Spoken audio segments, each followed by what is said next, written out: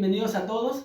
Les agradezco mucho por darle clic a este podcast. Estamos empezando una nueva etapa donde estamos introduciendo información, entrevistas con especialistas de áreas totalmente de salud, donde nos va a hablar el doctor Aníbal Fuentes Manso, que nos está acompañando esta vez, para hablarnos acerca de un tema muy especial que es la hidrocefalia. Alan, muchísimas gracias. Para mí es un honor que me hayas invitado como primer participante en este nuevo podcast. Para mí es muy importante este esfuerzo que tienes como para poder informar a la gente acerca de temas de interés. Y bueno, hoy vamos a empezar a hablar de hidrocefalia, ¿no? Yo soy el doctor Aníbal Fuentes, soy neurocirujano pediatra, y pues bueno, mi práctica profesional pues se basa en realizar cirugías y tratar enfermedades del sistema nervioso central y de la columna vertebral.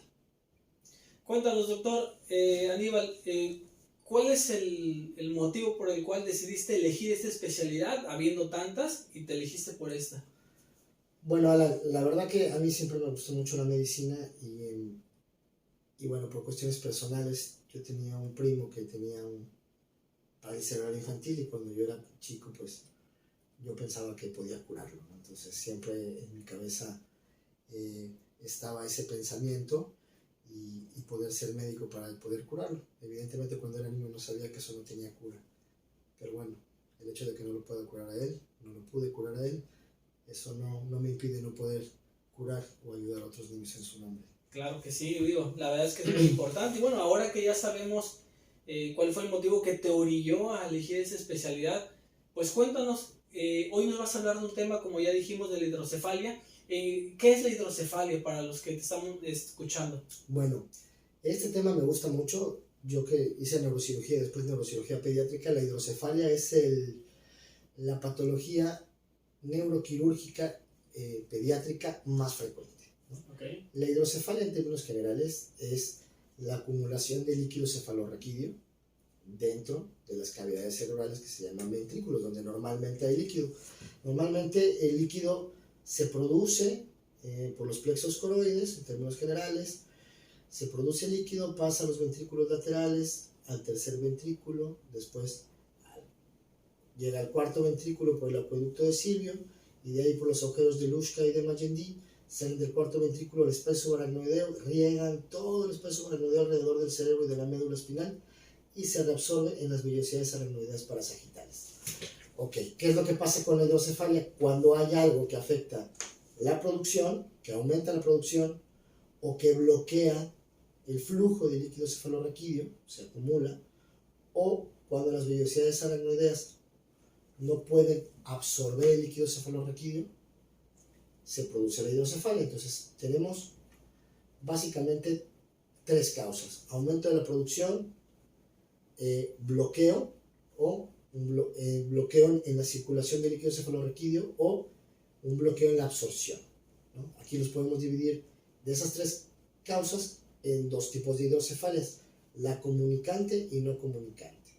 La comunicante es cuando la hidrocefalia se produce porque no se reabsorbe y entonces todos los ventrículos crecen de tamaño. Aquí podemos ver, vamos a poner una imagen, por ejemplo, en un bebé con unos ventrículos normales y estos con unos ventrículos crecidos, ¿no? Que se están acumulando, en todos los ventrículos se está acumulando el líquido, y ese líquido aumenta la presión dentro del cerebro, crecen los ventrículos y eso hace que comprima el tejido cerebral que está adyacente. Podemos ver esa imagen y podemos ver otra imagen aquí, cómo se vería una resonancia magnética con unos ventrículos muy grandes, y que aquí hay fuga de líquido a través de las paredes de los ventrículos. Esto que se ve blanquito es fuga de líquido, que nosotros llamamos edema transependimario. Entonces, pues bueno, básicamente la hidrocefalia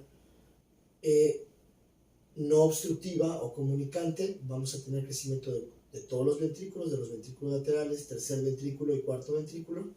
Y en la obstructiva vamos a tener algo que obstruye o que bloquea el paso del líquido en algún punto. La más frecuente es en este punto, que es el acueducto de Silvio, o el acueducto cerebral, que es la parte más delgada por donde tiene que pasar el líquido, que es muy fácil cerrarla. En los pequeñitos, la hidrocefalia más común en los bebitos se llama estenosis del acueducto de Silvio, que es que aquí se cierra por una membranita y entonces el líquido se empieza a acumular en la parte de arriba. Okay. La sintomatología en los niños, en los bebitos, es muy diferente a la sintomatología de los niños más grandes o del adulto. En los niños pequeños, como sus huesitos y su mollerita, la fontanela que se llama, y las suturas no están cerradas, la cabeza empieza a crecer. Ok, una de las características físicas. Sí, empezamos a ver que el niño le empieza a crecer la cabeza fuera de lo normal, sus ojitos se le jalan, que se llama ojos en sol naciente, se le empiezan a marcar mucho las venitas de su cabeza porque está muy atención, y bueno, en ese momento no se puede ver un retraso psicomotor muy evidente porque son muy pequeñitos, ¿no? Pero vemos que las suturas de su cráneo están separadas, que su fontanelita está abombada, dura. Estos son datos en un bebito recién nacido, en un lactante. ¿Qué pasa después de los 2-3 años? Cuando ya los huesos y las suturas se fusionaron, cuando empieza a aumentar la presión dentro del cerebro, ya no puede crecer. Entonces se empieza a apretar el cerebro y eso nos va a ocasionar dolores de cabeza muy fuertes. El niño puede estar muy somnoliento, puede tener crisis convulsivas, puede vomitar, ¿no? O cuando es algo crónico, que no es que este bloqueo es parcial y va aumentando poco a poco, pueden presentar tanto los dolores de cabeza crónicos como un retraso psicomotor. El niño no camina en su momento o no habla como debe de hablar, ¿no? Tiene problemas para adquirir ciertos conocimientos o ciertas habilidades conforme va creciendo. Y en el camino va teniendo como características diferentes, como no gatear, por ejemplo. Sí, puede ser que no gatee en su momento, no se pare en su momento. Normalmente sabemos que los niños se empiezan a parar y a caminar entre los 10 y 12 meses. Es un niño que de pronto pues no gatea, tiene poco tono muscular, o que se para pero se cae, que ya tiene 1 año y medio y todavía no camina, tiene 1 año 10 meses y apenas da pasos. Ese tipo de retraso en el desarrollo nos debe de poner alertas, ¿no? Checar que no le esté creciendo más la cabeza, o niños que por algún motivo ya se cerró sus suturas del cráneo, empiecen con dolor de cabeza o a perder las habilidades que ya había adquirido, ¿no? Ya caminaba, ya se sentaba, ya corría y de pronto ya no lo está haciendo, está muy somnoliento. Esos son datos que deben de ponernos en alerta a los papás para poder llevar al niño a la revisión con el doctor, ¿no? Normalmente cuando vemos a niños que ya son más grandecitos, pues, y vemos una hidrocefalia, tenemos que pensar que o hubo una infección o hay algo que está bloqueando el flujo de líquidos cefalorraquídeos. Aquí lo más importante es ver si no hay un tumor o un quiste o algo que esté bloqueando ese líquido y que está creciendo y que a lo mejor lo está haciendo de forma paulatina, ¿no? Oye, ¿y hasta los cuántos años se puede presentar alguna hidrocefalia? La hidrocefalia se puede presentar desde los recién nacidos hasta adultos, porque hay muchas causas, ¿no? Por ejemplo, evidentemente las hidrocefalias congénitas, cuando hay estenosis del acueducto de Silvio, eso es congénito, el niño nace con la cabecita más grande. Muchas veces el ginecólogo, desde que hace el ultrasonido, puede llegar a apreciar que los ventrículos cerebrales ya están aumentados de tamaño y que el perímetro cefálico del bebé para su edad gestacional está aumentado. Entonces eso nos puede poner en alerta y el papá puede ya tener cierta información de que el niño puede nacer con hidrocefalia. Normalmente el diagnóstico se da con el ultrasonido estructural, ¿no? Me parece. El diagnóstico prenatal se puede hacer con el ultrasonido estructural. Ya hay resonancias maternas fetales, ¿no? Pero bueno, básicamente, si tenemos la sospecha en el ultrasonido estructural, cuando nace el bebé, normalmente podemos hacer un ultrasonido transfontanelar ya directamente en la cabecita del bebé, y si tenemos datos sugestivos de una hidrocefalia, bueno, pues ya se toma una tomografía simple de cráneo, para, más que nada no para el diagnóstico, sino para ver ya las características de cada ventrículo y poder planear cuál es el tratamiento más adecuado para el paciente. ¿Y esto tiene alguna solución definitiva o es como un tratamiento que se va dando cuenta para mejorar la calidad de vida del paciente? Mira, como te explicaba, hay muchos tipos de hidrocefalias, ¿no? En las hidrocefalias congénitas, aquí lo más importante para el pronóstico y la calidad de vida del paciente es qué tan grandes son los ventrículos y qué tanto cerebrito tiene el bebé, ¿no? Normalmente, mientras más cantidad de tejido encefálico tengamos, mejor el pronóstico es el bebé, va a tener el bebé cuando le tratemos la hidrocefalia. Evidentemente hay niños que nacen con unos ventrículos muy, muy grandes que se llaman hidrocefalias extremas, donde a pesar de que nosotros tratemos la hidrocefalia, pueden tener alguna secuela neurológica que principalmente es un retraso psicomotor en el bebé, que no pueda caminar a tiempo, que su lenguaje no sea a tiempo o que su inteligencia no sea la esperada para un niño de su edad. De su edad, ¿no?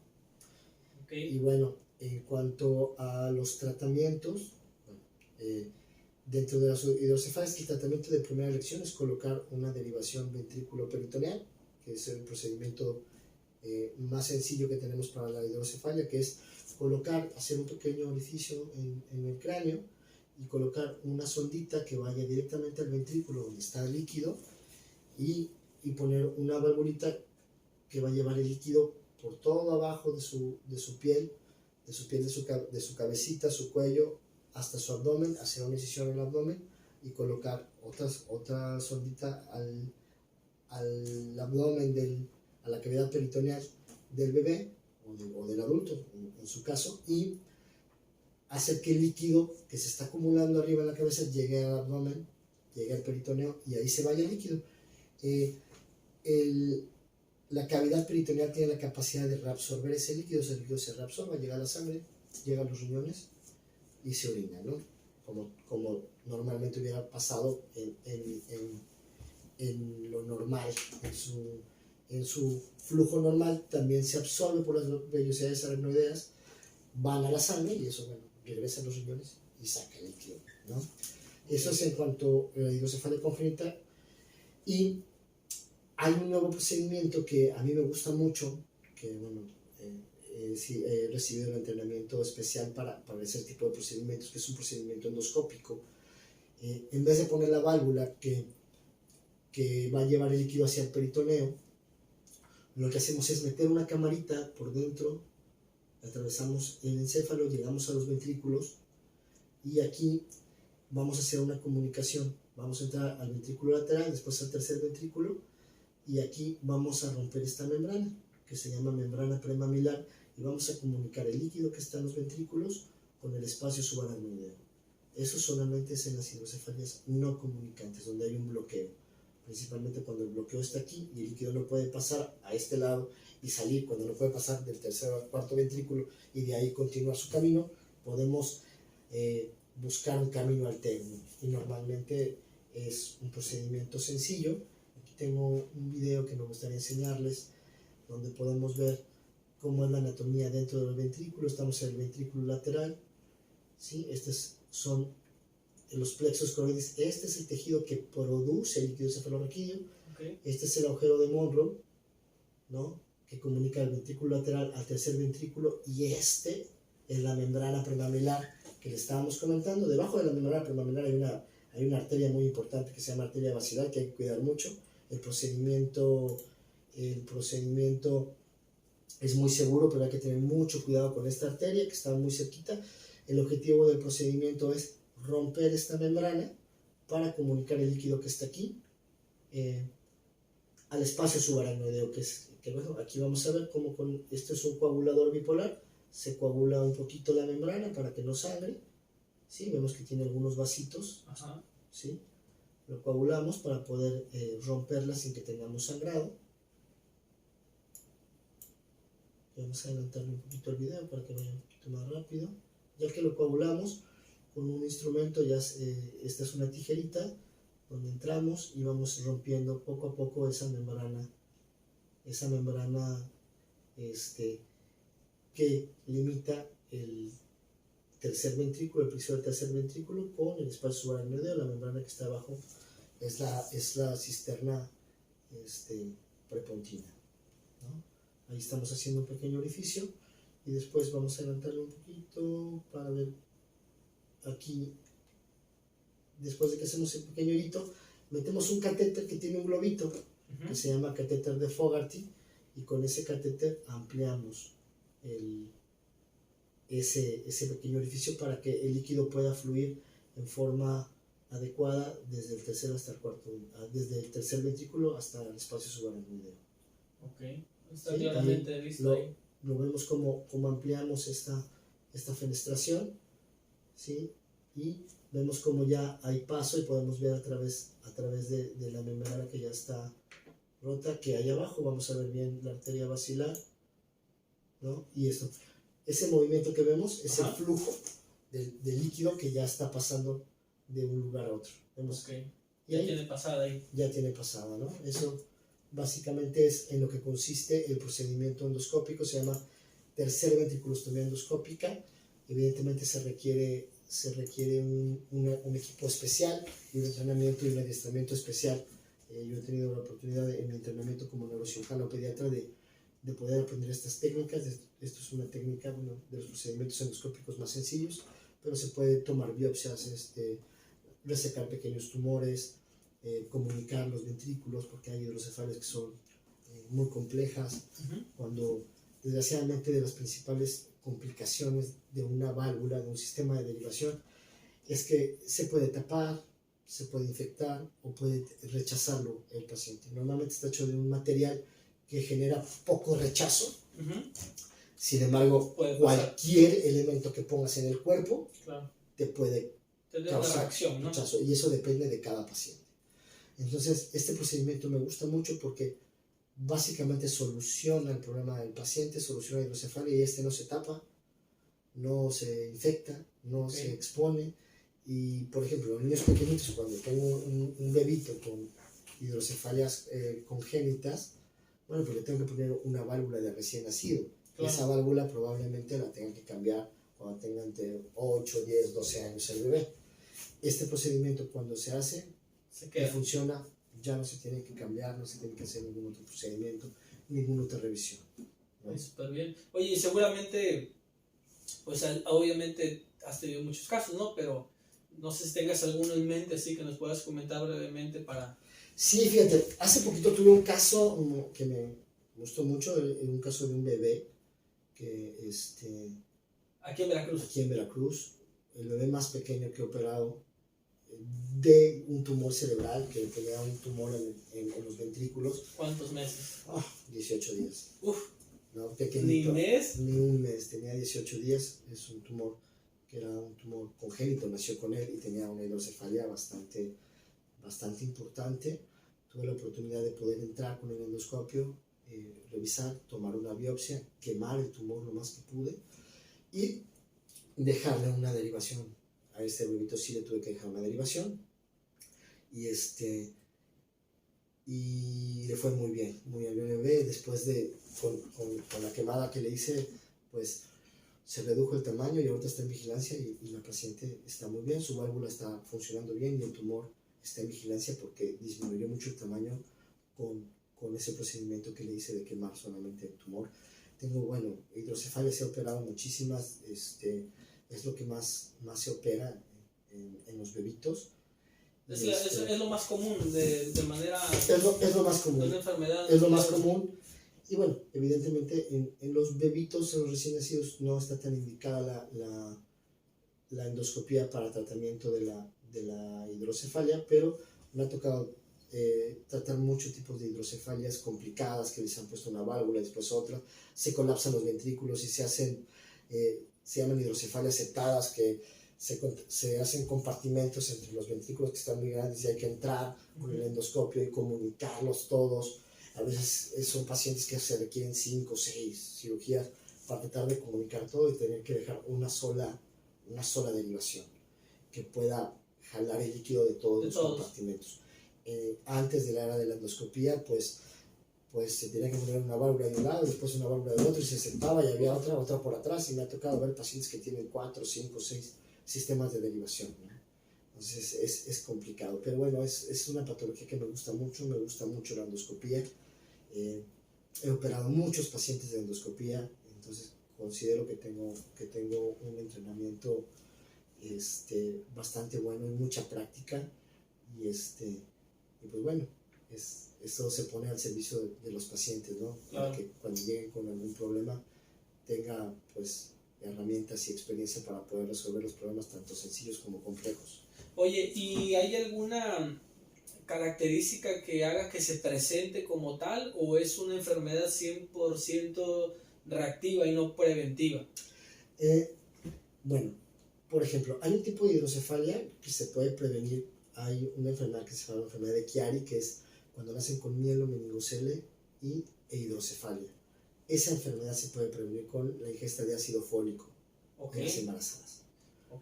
Pero tenemos de recordar que el ácido fólico lo deben de tomar los dos y antes del embarazo. Sí, antes, porque normalmente empiezan a tomar ácido fólico ya cuando se les detecta un embarazo. Esa enfermedad se produce entre el día 26 de la gestación. Entonces, si empiezan a tomar el ácido fólico después de un mes de retraso, ya pasó eso. Hay que tomarlo los dos, al menos entre 3 a 6 meses antes del embarazo, para prevenirlo. Aquí lo más importante sería la suplementación con ácido fólico en la masa. Todo el mundo comemos tortillas. Ajá. Podríamos fortificar la masa de las tortillas. O sea, existe la posibilidad de... Sí, en otros países lo están haciendo, lo fortifican el arroz o la harina de trigo para hacer el pan. En nosotros pues comemos más tortilla, pero se puede fortificar. Claro. La sal está fortificada con yodo para prevenir enfermedades, ¿no? Podríamos fortificar con ácido fólico, porque realmente se adquiere muy poco, y si siempre se lo damos y no se da cuenta la población, claro, podríamos prevenir. Esa es una causa prevenible. Aquí lo más importante es, bueno, si no la podemos, las otras causas no las podemos prevenir, es darnos cuenta, ¿no? Cuando un niño está vomitando, va con el pediatra y le dan algo para el vómito, pensando que es algo gástrico, y el niño sigue vomitando, se queja de dolor de cabeza, está muy somnoliento, hay que prender un foco rojo, ¿no? Hay que buscar algo que le pueda estar causando un vómito que no sea gástrico. Claro, y buscarlo, porque normalmente lo que hacemos como padres es a nuestra lógica, pero nuestra lógica que no está inmersa en la área médica. Entonces es vomita, estómago, y ahí te clavas, ¿no? En eso te quedas. Pero como dices, con ayuda del especialista, pediatra en este caso, pues tratar de buscar una alternativa, ¿no? También está en manos del especialista y de uno mismo como padre tener la responsabilidad de buscarle, ¿no? De siempre. Sí, claro, parte, si no se solucionó, o sea, todo va por niveles, ¿no? Normalmente existe el médico general, ¿no? Que es el médico que está en el centro de salud, o el médico que atiende la comunidad, tu médico familiar. Pero bueno, si ya vemos que fuimos con el primer nivel, bueno, tenemos que ir al segundo nivel, ¿no? El pediatra, y si no, bueno. Me ha tocado ver muchos niños con hidrocefalia que llegan con tumores cerebrales que están 1 o 2 meses vomitando y se desnutren y se deshidratan porque no toleran mucho los alimentos, están muy somnolientos, y aparte del vómito, el dolor de cabeza, pero el dolor de cabeza no es tan intenso al principio. Entonces va aumentando ya hasta que el niño está de plano muy somnoliento, empieza a vomitar, y está vomita, y hasta que convulsiona y dicen, convulsionó. Sí. No, pues ya, eso es de la cabeza. Sí. Ya es así, donde hace una tomografía y llegamos y encontramos una hidrocefalia aguda, el cerebro muy apretado, y vemos que es una hidrocefalia obstructiva por un tumor cerebral, y dices, bueno, pues en ese momento hay que tratar en primera instancia la hidrocefalia, y ya en segunda instancia se estudia y se planea el procedimiento quirúrgico para resecar el tumor cerebral que está ocasionando esa hidrocefalia. Si una cosa lleva a la otra, ¿no? Si no se identifica a tiempo, pues van a saltar otros síntomas que al final va a llegar un punto en donde ya no va a ser síntoma, una recaída fuerte. Sí, y ¿no? Es donde ya... Sí, ya cuando los niños ya llegan convulsionando, pues ya ahí sí ya no tienes otra cosa más que hospitalizarlo, y una crisis convulsiva es igual a una tomografía, y la tomografía, ¿cómo se diagnostica? Pues evidentemente la clínica y con un estudio de imagen, ¿no? Normalmente es con una tomografía de cráneo, que es el estudio más sencillo, donde podemos ver bien el cerebro, y eso es, el diagnóstico es evidente, ¿no? Vemos los ventrículos crecidos, vemos disminución del espacio subaracnoideo, vemos que el cerebro está apretado, y bueno, pues evidentemente, si el niño está somnoliento, con dolor de cabeza, está vomitando con esos ventrículos, es hidrocefalia, hay que ponerle o una válvula, o si tenemos si es una hidrocefalia obstructiva, podemos poner una tercera ventriculostomía, hacer una tercera ventriculostomía endoscópica. Ahora, una duda que me surge, la hidrocefalia como tal, 0% genética, ¿no? Bueno, genética no sé, lo genético, no todo lo genético es heredado, ¿no? O sea, sí tienes, o sea, la hidrocefalia congénita es genético, naces con ello. Sí. Entonces, no quiere decir que tu papá tenga que tenerlo para que te lo herede. Heredado, ajá. ¿No? Pero sí es genético. Ok. ¿No? Y muchos de los trastornos, tanto tumorales y todo eso, también tienen un componente genético, ¿no? Hay una predisposición, vaya, ¿no? Otro tipo de causas por las hidrocefalias es porque hay una hemorragia y eso irrita las vellosidades aracnoideas y no se reabsorbe el líquido como tal, o una infección, ¿no? Esas son dos causas de hidrocefalias comunicantes porque que no se reabsorba, o que un coágulo por una hemorragia dentro del ventrículo tape y obstruya el flujo del líquido cefalorraquídeo normal. Okay. Oye, pues la verdad es que fue muy interesante la plática, la verdad nos dejaste con muchas dudas también disipadas, a lo mejor algunas básicas, a lo mejor, ¿no? Pero otras más profundas. Y no sé si quieres agregar algo más para esta información. Bueno, pues decirle a todos los escuchas que estamos para servirles, que cualquier duda, el consultorio siempre está abierto para que puedan venir a consulta y traernos a sus niños. Soy neurocirujano pediatra, pero también soy neurocirujano de adultos. Antes de ser neurocirujano pediatra y ser neurocirujano de adultos, atiendo tanto a niños como a adultos, y que se acerquen, ¿no? Que busquen la opinión y la revisión de un experto. Claro que sí. Oye, doctor Aníbal, pues danos tu dirección de tu clínica Senjami y dándola, y aquí están las puertas abiertas para todos los Bueno, mi clínica se llama Senjami, que es un centro de neurorehabilitación y medicina hiperbárica. Contamos con el servicio de medicina hiperbárica, con neurología, neurocirugía, cirugía de columna, neurorehabilitación y neuropsicología para atender a todos los pacientes. Estamos ubicados en la ciudad de Veracruz, en la calle de Uribe 136, muy cerquita del malecón y del bulevar. Y pues nos pueden buscar en redes sociales como Senjami, es CENHAMMY, senjami.com o Senjami Centro de Neurorehabilitación. Pues muchas gracias, doctor Aníbal, por tu información, por tu aportación. Y no olviden que también nos pueden escribir aquí abajo para ver qué otro tema quieren hablar también, ¿no? Bueno, saber más bien, para que el doctor Aníbal nos pueda compartir su experiencia y sus conocimientos para que llegue esta información a gente que lo pueda necesitar. Y por qué no, también como cultura general y aprender un poco más de esta área. Y bueno, pues doctor, te agradezco mucho que nos hayas platicado, que nos hayas dedicado este tiempo. Y bueno, esperamos pronto seguir hablando de otro tema también de interés. Pues muchas gracias, y a ver, me gustaría después, si pudiéramos hablar un poco de tumores cerebrales, de detección oportuna de tumores cerebrales, aprovechando que el próximo mes es el mes de la prevención en el cáncer infantil. Oye, me parece muy bien. Tener por ahí una plática acerca de detección y tratamiento oportuno de cáncer cerebral infantil. Claro que también sí. Es otro tema que me encanta. Claro que sí. Bueno, pues agradecemos mucho, doctor, y bueno, cualquier comentario sería bueno que nos escribieran, sería bueno que escucharan los otros podcasts que estamos preparando también con el doctor Aníbal y con otros especialistas también. Y bueno, sus comentarios por ahí nos pueden escuchar, también nos pueden ver en YouTube o en otras redes sociales de Laboratorios Diagnóstica. Vamos a crear ahí este podcast, este blog, para que sea de interés para todos ustedes. Pues muchas gracias, doctor. No, de nada, Ana. Es un placer. Hasta luego, buenas noches. Hasta luego.